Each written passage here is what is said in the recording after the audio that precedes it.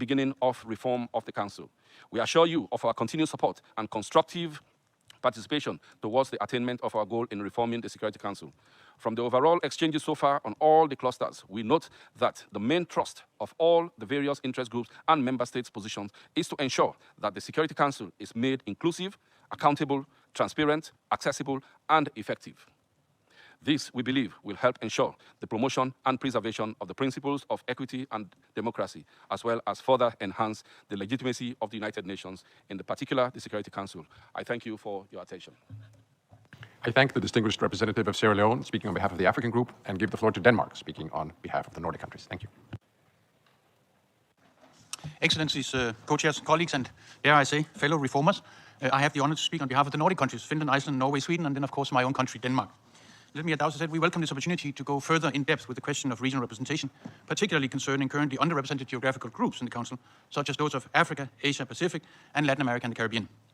At the outset, I want to make clear that the Nordic countries support a balanced expansion of the Security Council from all regions to better reflect current global political and economic realities, and to ensure increased representation of developing countries, including across the regions of Africa, Asia Pacific, and Latin America and the Caribbean, particularly both permanent and non-permanent seats for Africa, in order to redress the historical injustice done to Africa.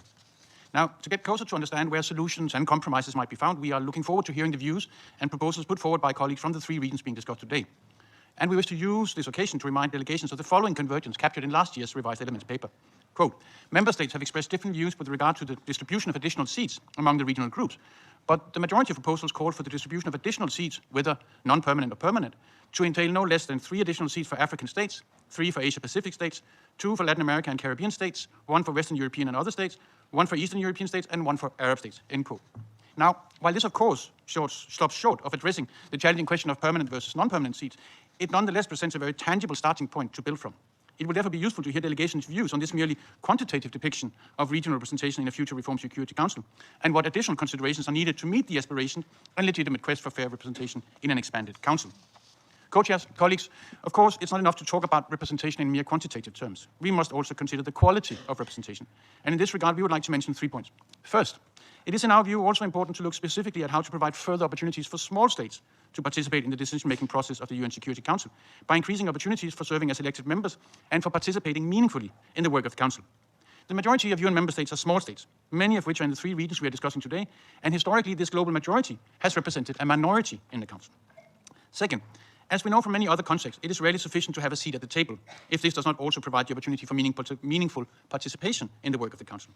Our discussions on appropriate reform of Council working methods in an expanded Council will need to address this issue to ensure the full participation of all members of the Security Council. For example, we have heard ideas for how to ensure that all elected members hold the presidency at least once during their term. For small member states in particular, fair, transparent, and inclusive working methods are critically important. And third, it is not possible to talk about permanent seats for Africa without also considering the dilemmas around which particular powers permanent members in a reformed council should possess, apart from the permanence of their seats. This includes, of course, the discussion around extension of veto powers to potential new members of the council. On one hand, we recognize that new permanent members of a reformed council would understandably demand the same powers as the sitting permanent members. But on the other hand, the Nordic remain committed to ensuring a transparent, accountable, and effective council. And just introducing more permanent members with today's seemingly unbridled veto powers could potentially jeopardize these priorities. But of course, today's seemingly unrestricted scope and use of the veto power does not necessarily need to be maintained tomorrow. Now, these are dilemmas and difficult trade-offs that we as diplomats are tasked with, and we welcome more in-depth discussions of this today and tomorrow. Co-chairs, colleagues, these points illustrate, I suppose, the inherently interconnected nature of the 5 clusters structuring our conversations in the IGN process.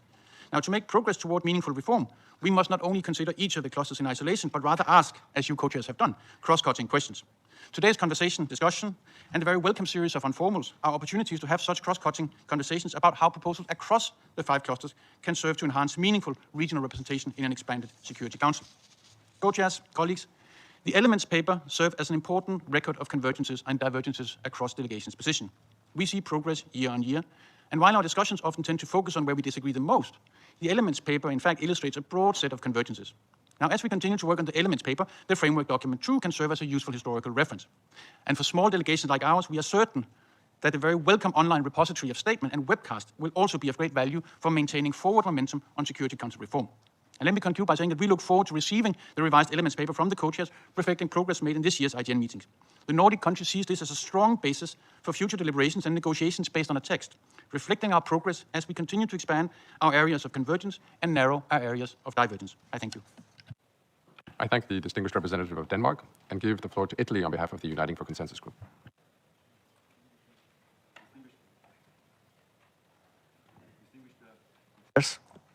Friends and colleagues, on behalf of the United for Consensus group, I wish to thank you for convening this fourth meeting of the intergovernmental negotiations on security council reform, focusing on categories of membership, views on how to rectify the historical injustice done to Africa, views on Latin America and Caribbean representation, and views on Asia-Pacific representation on the Council, and the status of the IGN documents. The issue of categories of membership requires preliminary clarification. In particular, how many and which categories do we envisage in a reformed Council? We believe the answer lies in the UN Charter. There are only two categories of membership, permanent and non-permanent. Article 23 of the Charter identifies permanent members by name while indicating that non-permanent members need to be elected. A non-permanent member, even a non-permanent member with a longer term, as suggested by UFC, is still non-permanent. By the same token, a permanent member, even with a suspended or limited veto, is still permanent. For UFC member states, the Security Council needs to become truly representative, accountable, democratic, transparent, and effective. Our focus on the democratic nature of a reformed Security Council is indeed shared by an overwhelming majority of member states. This was confirmed during the 3 IGN meetings of recent months and in meetings the UFC has had with the different negotiating groups as part of its continuous outreach efforts to explore common ground with other member states. It is obvious that a more democratic council would foster greater trust of public opinion in this institution and increase its legitimacy. As is common knowledge, UFC countries oppose the creation of new permanent seats. The current configuration, with the 5 permanent members with a veto, which became more equal than others, is rooted in the unique historical circumstances following the end of World War II. We believe that adding to the current privileged 5 a certain number of other privileged member states would be detrimental, both in terms of democracy, as it would widen the gap between an oligopoly of member states with a life tenure and a vast majority of countries, de jure and de facto, second class, and would also be detrimental to the effectiveness of the Security Council. Would the UN Security Council with 10 or 12 permanent members with a veto decide more rapidly? It's hard to believe so. Additional and unjustifiable privileged positions within the international community would be anachronistic and detrimental to the general interest of the UN membership. We believe that a reformed Security Council should only include elected new members. Why? The United Nations is based on the principle of the sovereign equality of all its members. In a reformed Security Council, only the inclusion of elected, non-permanent new members would be truly consistent with the principle of democracy. And only with more elected members, the United Nations would ensure that decisions made by the Council are representative of the widest membership of the United Nations, therefore enhancing its legitimacy and efficiency.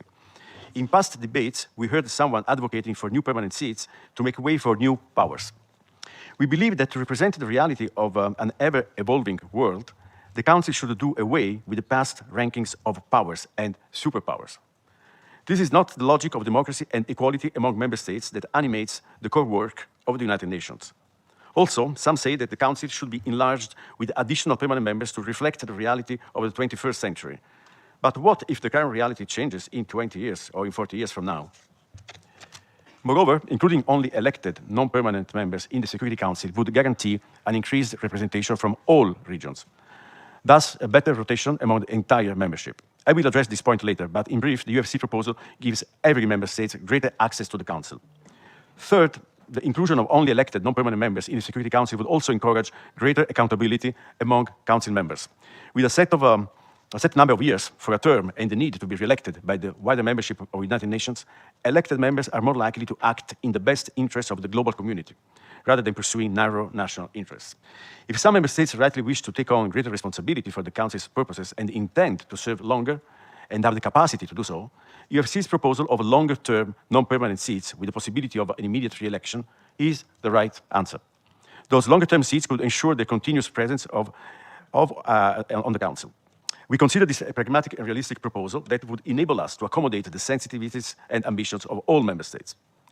Distinguished co-chairs, on how to rectify the historical injustice done to Africa and on the representation of Latin America and the Caribbean and Asia-Pacific on the Council, the UFC's views are clear. UFC fully acknowledges the African call for an enhanced regional representation in the Security Council, which is very different from the pursuit of new national permanent seats.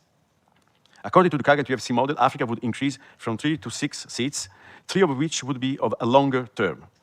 Out of the proposed 26 seats, the African countries would account for more than 23% of the total seats in the Council.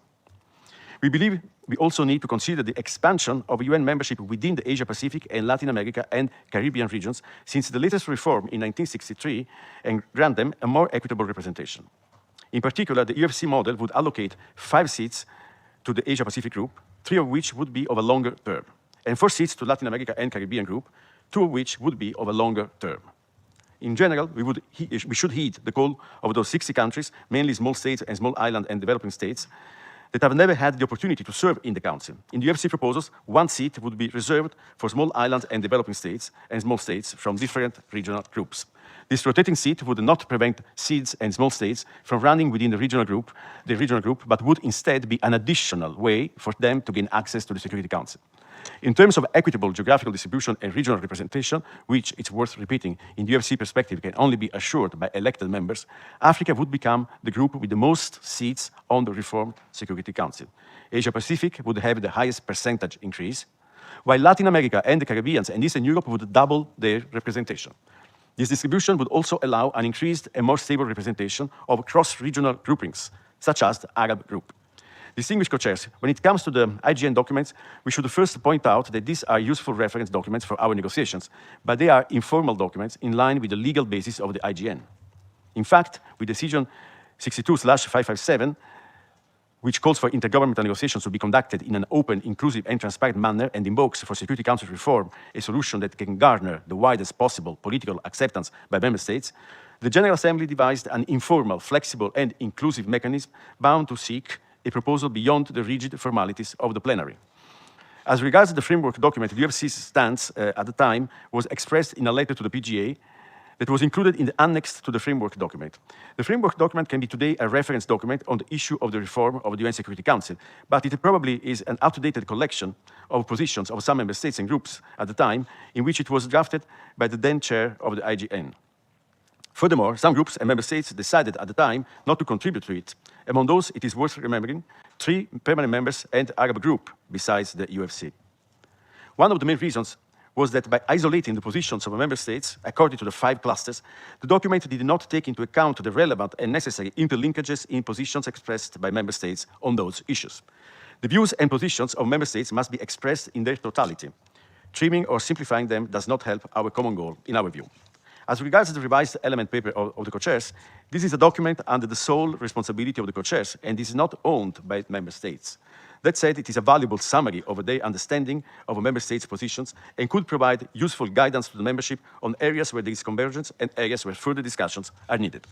UFC does not see these documents as a draft for negotiations, nor does it see merit in attributions to the different positions therein represented. In our view, attributions at this stage would unnecessarily lock negotiating groups in their current positions and risk closing the door to the types of political agreement we need to reach consensus. Our group will never tire of insisting on achieving convergence on the principles that should inspire the reform. Once a consensus is reached on these principles, the next stages of the reform process, starting with the draft of a negotiating text, would definitely be more fluid. In this regard, distinguished co-chairs, it is clear to us from the discussions held in the IGN so far that a common ground among member states does exist. For a starter, all member states agree on the idea of expanding the number of non-permanent seats. There is no question about this. However, there is wide divergence on the creation of new permanent seats, and a very significant number of member states does not support the veto. Furthermore, all member states agree that an expansion of seats should favor underrepresented regions, especially developing countries. And a very significant number of member states agree that the size of a reformed council should be in the mid-20s. All member states agree on the need to redress historical injustice against Africa and ensure equitable geographical distribution in the council. We have been bogged down by this issue for years when the solution is right before our eyes. Let these convergences be the foundation of a consensual reform. Distinguished co-chairs, I thank you for this opportunity to present the UFC's position on the crucial issues on the table today. We look forward to hearing other negotiating groups' ideas. On our end, Italy and the UFC partners will continue to engage in the earnest attempt to find convergences with a spirit of flexibility to ultimately reach a comprehensive reform that will benefit all. I thank you. I thank the distinguished representative of Italy. Colleagues, the next speakers on my list are St. Vincent and the Grenadines, Dominica, Japan, and the Netherlands. I give the floor to St. Vincent and the Grenadines on behalf of the L69 group. Thank you, co-chairs, for giving me the floor. I deliver today's statement on behalf of the L69, a diverse pro-reform group of 29 cross-regional developing countries. Excellencies, while each cluster that we have discussed is interlinked and equally significant, it is impossible for us to make progress on the issue of Security Council reform unless we first consider the categories of membership. This is the framework that would influence how everything else is decided. To this end, the L69's position is clear. In order to fortify the Security Council's credibility, relevance, democracy, and representativeness, a viable reform process necessitates the expansion of both categories of membership. Both the permanent member category and non-permanent member category must be reflective of contemporary geopolitical realities and must safeguard the inclusion of diverse voices from all regions. In this regard, our mandate for Security Council reform is in tandem with our commitment enshrined within SDG 16, which provides for the building of effective, accountable, and inclusive institutions at all levels. A central tenet of this commitment is the role of institutions and effective decision-making, which goes to the heart of our discussion today. When the Security Council was first created, and even during its first reform process, many countries that now make up the membership of the United Nations were colonies, represented on the international stage by their colonial powers. The current structure of the Security Council means that many member states continue to be represented by their former colonial powers, indicating an enduring form of imperialism and a power structure skewed in favor of only a portion of the membership of the United Nations. This lack of representation and inclusiveness is pivotal for the commencement of this discussion and why it will be going nowhere until this is addressed. In the special case of Africa, whose region makes up over 70% of the Council's agenda, which we must underscore, co-chairs, is a consequence and profound illustration of historic and ongoing injustices, we must therefore prioritize African solutions to African challenges. To deny Africa its rightful representation in the permanent member category and sufficient representation in the non-permanent category is to deny Africa the right to shape its future and to further perpetuate the historical injustice that the region has suffered from. The common African position, as espoused in the Ezulwini Consensus and Sirte Declaration, to which the L69 has lent its unconditional support, makes clear that Africa has a plan for how to correct these injustices. This endeavor includes an expansion in both categories of membership that accommodates Africa's justified demand for adequate representation on the Security Council.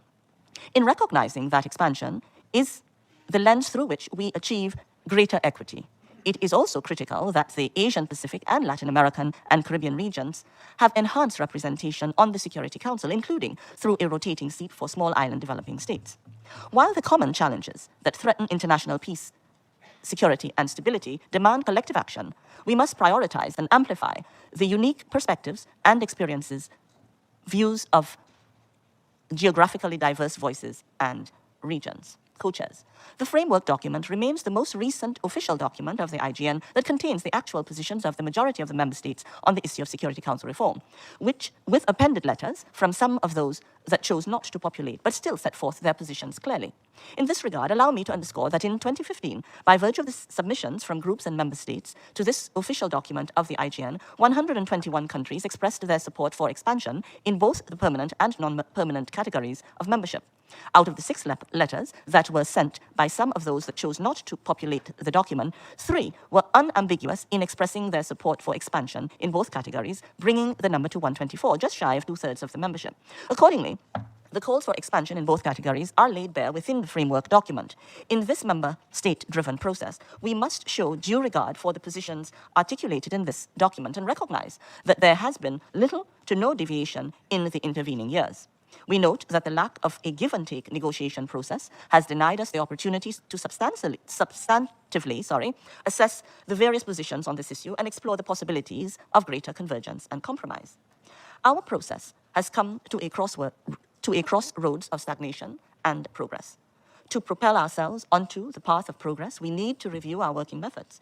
The existence of the framework document, which we encourage member states that have not yet populated to do so, and the co-chair's elements paper, does not preclude the introduction of a more comprehensive, streamlined, and action-oriented text that can form the basis of our negotiations, in line with standard practice in all other member state-driven processes within the UN. Such a text would enable us to operationalize the contents of the documents that currently exist and move us closer to our stated goal of Security Council reform. Therefore, in line with our commitments in this process, we call on the co-chairs to prepare as a single document with attribution that does not merely compile the various positions, but instead transforms our ambitions into actionable language. Excellencies, co-chairs, the world is facing a reckoning on every security front, which necessitates urgent action on our part. Security Council reform is not just an internal process completely separate from the realities of today's world. Our action or inaction directly impacts the way in which our world contends with a host of complex existing threats and emerging challenges. If Security Council reform is indeed our aim, then we must jettison nationalistic pursuits and prioritize our mandate in good faith. With every passing IGN session that fails to yield concrete results, the primacy of the Security Council as the main organ responsible for maintaining international peace and security is called into question. Cognizant of this, the L69 will continue to work with all groups and delegations constructively and with a sense of urgency to find compromise solutions that garner the widest possible political acceptance. In closing, co-chairs, we thank you for the update regarding the construction of the repository. We welcome the progress in that regard, and we look forward to receiving the link. I thank you. I thank the distinguished representative of St. Vincent and the Grenadines and give the floor to Dominica.